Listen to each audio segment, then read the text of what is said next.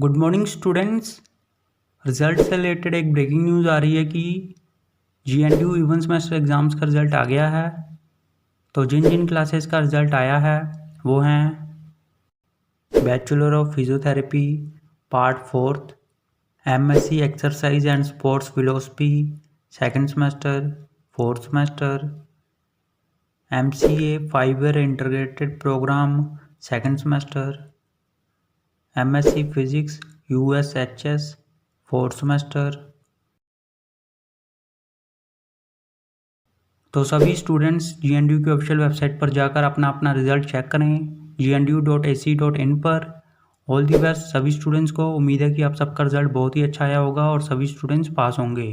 तो जैसे ही किसी और क्लास का या फिर किसी सेमेस्टर का रिजल्ट आता है तो हम आपको बता देंगे। तब तक इस वीडियो को लाइक कर दो, शेयर कर दो, चैनल सब्सक्राइब कर दो और बेल आइकन ज़रूर प्रेस कर देना। Thank you.